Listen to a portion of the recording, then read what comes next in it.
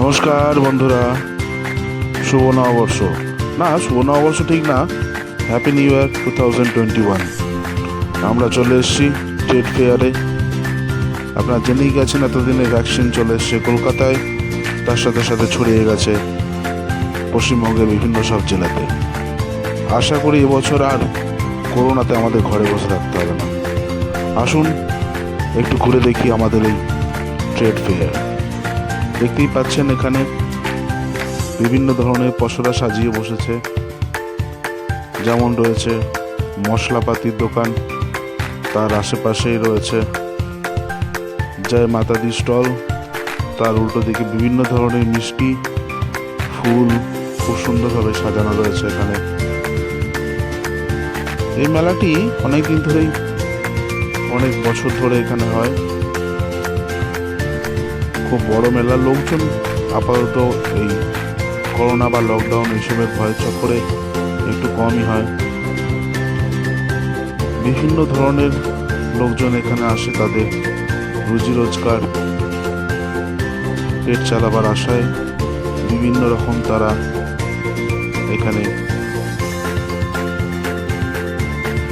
লোকের সামনে তুলে ধরে। এখানে যেমন একটি টেবিল এনারা দেখাবেন, যেটা আপনারা বেশিরভাগ সময় ফেসবুকে ভিডিওতে দেখেছেন। একটা ছোট টেবিল থেকে কত রকমভাবে কত কি করা যায়। দেখুন, ডাইনিং টেবিল তৈরি, 4 জনের বসার জায়গা তার সাথে। আবার সেটাকেই যদি ছোট করে দেওয়া হয় তাহলে একটা টেবিল, নর্মাল টেবিল। আবার সেখান থেকেই ছোট বেঞ্চ বসার মতো একটা। তার পাশেই রয়েছে, দেখুন, আমরা একটু যাবো একটু উলের জামা কাপড়, তার পাশে উল্টো দিকে বেনারসি, বালুচড়ি, বিভিন্ন ধরনের শাড়ি, জামদানি রয়েছে এখানে। ঢাকাই জামদানি যাকে বলে, বাংলাদেশ থেকে নিয়ে এসে বাংলাদেশের স্টল এটা। দামও মোটামুটি সাধারণ মানুষের রেঞ্জের মধ্যেই, 1000, 1200, 1500, 2000। এখানে দাম দেখতে পাচ্ছেন 1200 টাকা থেকে শুরু। একদিকে যেমন দেখছেন শাড়ির পসরা, অন্যদিকে রয়েছে দৈনন্দিন জীবনযাপনের জন্য গ্যাস সিলিন্ডার।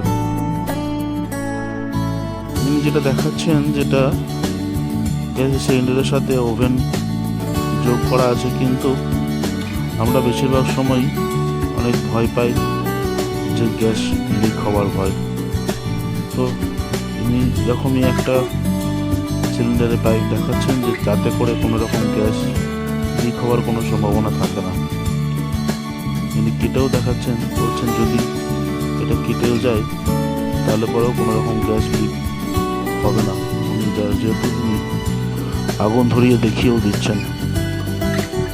তার পাশেই রয়েছে বাচ্চাদের জন্য পোস্টার সাজিয়ে, এবং উল্টো দিকে আফগানিস্তানের ড্রাই ফ্রুট।